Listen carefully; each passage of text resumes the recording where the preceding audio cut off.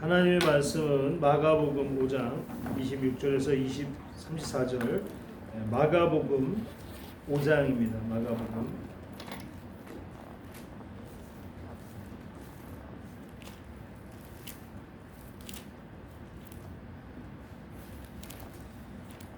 26절에서 34절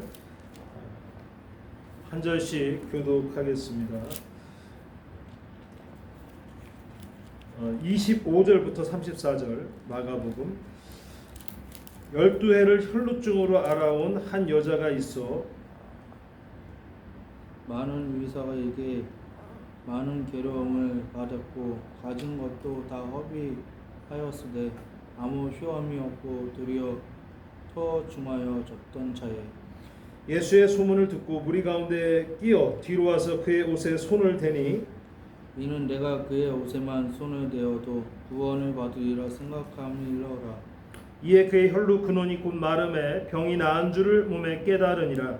예수께서 그 능력이 자기에게서 나간 줄을 곧 스스로 아시고 무리 가운데서 돌이켜 말씀하시되 누가 내 옷에 손을 대었느냐 하시니 제자들이 여짜오되 무리가 에워싸 미는 것을 보시며 누가 내게 손을 대었느냐 물으시니까 하되 예수께서 이 일을 행한 여자를 보려고 들러보시니 여자가 자기에게 이루어지는 일을 알고 두려워하여 떨며 와서 그 앞에 엎드려 모든 사실을 여쭈니 예수께서 이르시되 딸아 내 믿음이 너를 구원하였으니 평안히 가라 내 병에서 놓여 건강할지어다.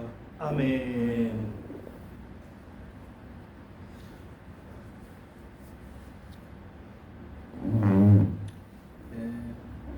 사랑하는 많은 성도님들, 주님의 은혜와 평강이들 함께 하시기를 원합니다. 한 주간 어떻게 잘 지내셨는지 모르겠어요. 계속해서 주님의 은혜가 삶 속에서 늘 함께 하시기를 원합니다. 하나님은 당신을 사랑하십니다. 하나님은 당신이 잘 되기를 원하십니다. 범사에 잘 되시기를 원합니다. 강건하기를 원하십니다. 하나님 아버지의 마음이죠.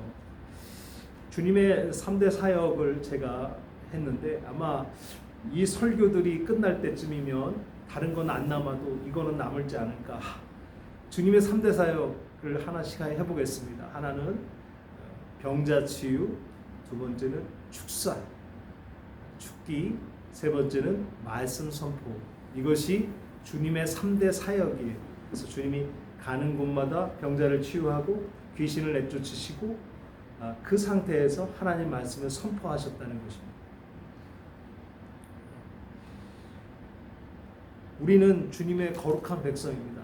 그래서 택하신 족속이요, 왕같은 제사장이요, 또 거룩한 나라요, 그의 소유된 백성이라고 주님 말씀하셨습니다. 우리를 어둠 속에서 불러내서 빛에 들어가게 하실 뿐만 아니라 그분의 기업의 영광이 얼마나 풍성하신지를 우리에게 알려주신 것처럼 주님의 귀한 사역을 우리가 감당해야 되는 것입니다.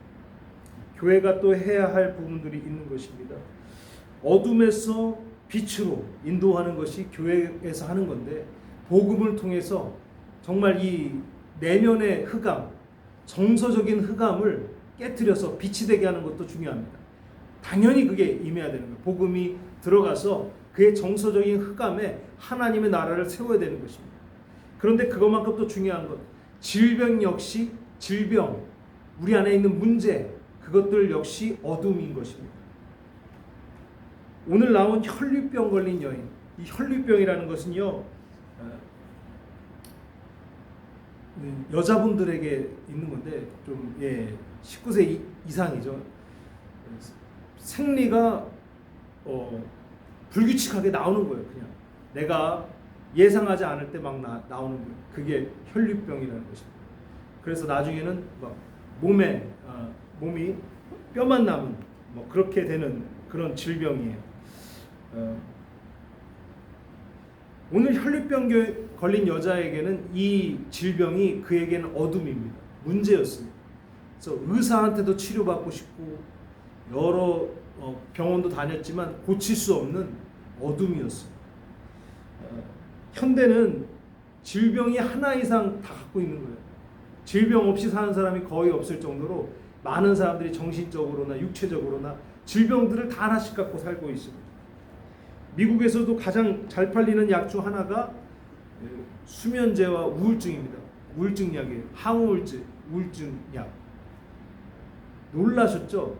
미국같이 좋은 나라가 제일 많이 팔리는 약 중에 하나가 수면제랑 항우울제. 그렇게 우울증 걸린 사람들이 많이 있는 것입니다. 육체적인 질병도 어둠인 거예요. 평생 우리를 괴롭게 살아가는 것입니다. 계속 속입니다. 너는 이렇게 살아야 돼. 너는 이렇게 아프게 살아야 돼. 사단 마귀가 우리에게 속입니다. 하지만 진리 안에 거하셔야 되는데 하나님은 우리를 사랑하시고 하나님은 우리가 강건하기를 원하십니다. 한국의 집회에서 한 할머니가 왼쪽 귀가 잘 안 들리신다고 했어요. 그래서 목사님이 잘 안 들리는 게 아니라 아예 안 들리신다고 했어요. 왼쪽 귀가. 그래서 한 목사님이 안수를 하는데 그 귀에서 콩 같은 게 하나 빠져나옵니다. 그러면서 귀가 잘 들리게 되었다는 일화가 있습니다. 이거 우연이 아니죠. 병원 가도 못 고치는 질병들이 있다는 거죠. 그것들이 치유받는 것입니다. 하나님의 방식대로. 질병은 어둠인 것입니다. 그래서 교회는요, 다른 게 아니라 주님의 몸입니다. 주님은 교회의 머리예요. 머리가 하는 일들이 있잖아요. 머리가 하는 일들을 따라가는 것이 교회의 사역인 것입니다. 그렇기 때문에 3대 사역에 중점을 둘 수 있어야 된다는 것입니다. 오늘 주인공인 여인은 가련한 여인이에요. 아주 오랫동안 그 혈루증으로 고생했고 온갖 의사들을 만났지만 그의 질병이 치유되지 않았습니다. 그런데 마침내 지나가는 나사렛 예수의 옷자락을 만짐으로 인해서 그의 질병이 말끔하게 사라지게 되는 역사를 경험하게 되었다는 것입니다. 우리가 개인 축사를 받거나 스스로 자기의 질병을 놓고 기도하는 분들 많이 있을 겁니다. 어떤 기분이 드시나요? 저는 개인 안수기도 할 때, 아플 때 개인 안수기도를 할 때 질병이 사라질 때 드는 느낌들이 있습니다. 많은 경우가 느낌이 있어요. 그게 뭔가 쑥 빠져나가는 느낌. 그런 느낌들이 있습니다. 오늘 그런 것들이 꼭 치료하는 것은 아니지만 그런 것들을 좀 사모하면서 기도하는 시간도 필요한 것입니다. 그래서 믿음으로 주님을 바라보고 주님의 보혈을 부으면서 기도하시기를 부탁을 드립니다. 그냥 기도할 때 하지 말고 주님을 바라보시면서 주님의 보혈을 부으면서 기도할 때 우리의 질병들이 낫게 되는 경우들이 많이 있다는 거예요. 특별히 삶이 무의미하게 느껴지고 공허한 분들 계십니까? 외롭다는 생각들 드신 분들 있습니까? 특별히 20대, 30대 젊은 분들, 혈기왕성한 때에 여자친구가 없거나 남자친구가 없거나 외로운 분들, 삶에 어떤 그런 공허함이 있는 분들, 주님의 옷자락을 만지시기를 부탁을 드립니다. 우울증으로 고생하는 분들 있습니까? 주님의 보혈, 주님의 옷자락을 만지시기를 바라요. 우울한 마음, 그런 걱정 있는 마음 속에서 우리가 머무는 것이 아니라 주님 앞에 찬양하며 주님의 옷자락을 만져야 되는데, 에레미야서 17장 14절 여호와여 주는 나의 찬송이시오니 나를 고치소서 그리하시면 내가 낫겠나이다. 나를 구원하소서 그리하시면 내가 구원을 얻으리이다. 에레미야서 30장 17절 말씀, 나 여호와가 말하노라 그들이 쫓겨난 자라 하며 찾는 자가 없는 시온이라 한즉 내가 너를 치료하여 내 상처를 낫게 하리라.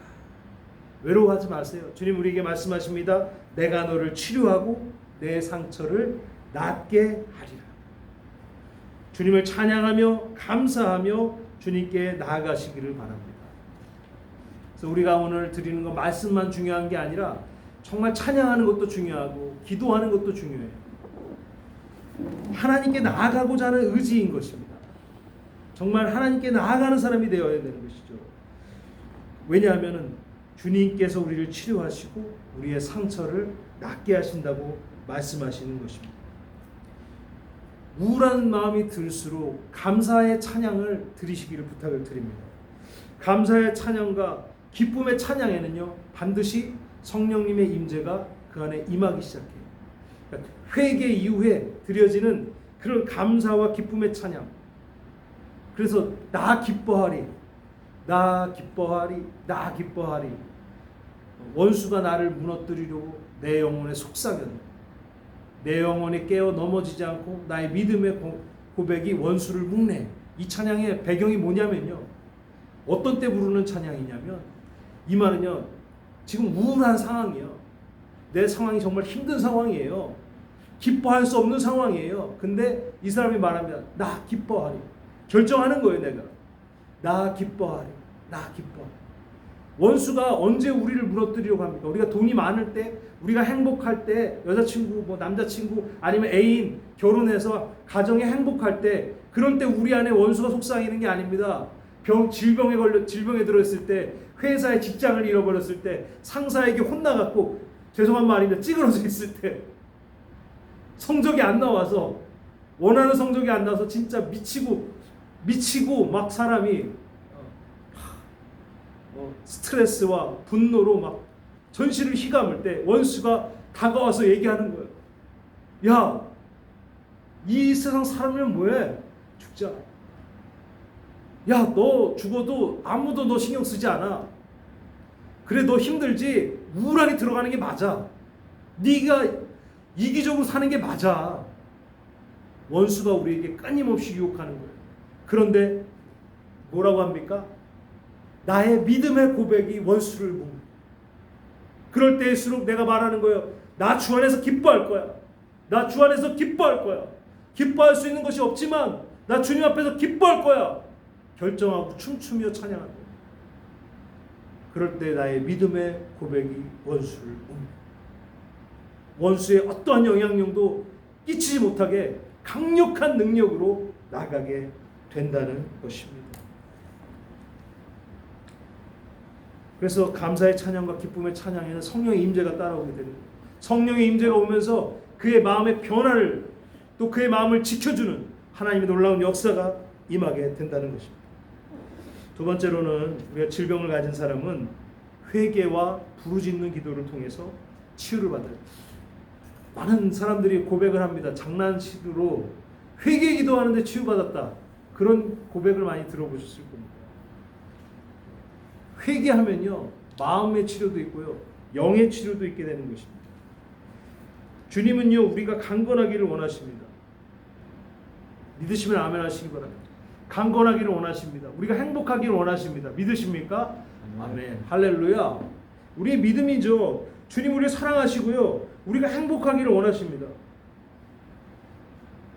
그렇게 행복하기 원하시기 때문에 우리가 주님 안에서 영이 바로 서기 시작하면은 그런 기쁨이 우리에게 임하는 거예요. 강건함이 우리에게 임하는 거예요. 왜냐하면 주님은 이미 우리에게 강건함을 주시기로 결정하셨기 때문에. 그래서 진정한 참회와 회개를 통해서 회복이 오고요, 원수가 나가고요, 죄송한 말이지만 귀신이 떠나갑니다. 시편 39편 13절, 주는 나를 용서하사 내가 떠나 없어지기 전에 나의 건강을 회복시키소서. 야고보서 5장 15절에서 16절 말씀, 믿음의 기도는 병든 자를 구원하리니 주께서 그를 일으키시리라. 혹시 죄를 범하였을지라도 사하심을 받으리라. 그러므로 너희 죄를 서로 고백하며 병이 낫기를 위하여 서로 기도하라. 의인의 간구는 역사하는 힘이 큼이니라. 시편 6편 2절 말씀, 여호와여 내가 수척하였사오니 긍휼히 여기소서. 여호와여 나의 뼈가 떨리오니 나를 고치소서. 또 하나는요, 부르짖는 기도입니다. 부르짖을 때 주님이 그 기도 가운데 역사하신다는 겁니다. 시편 30편 2절 말씀, 여호와여 내 하나님이여 내가 주께 부르짖음에 나를 고치셨나이다.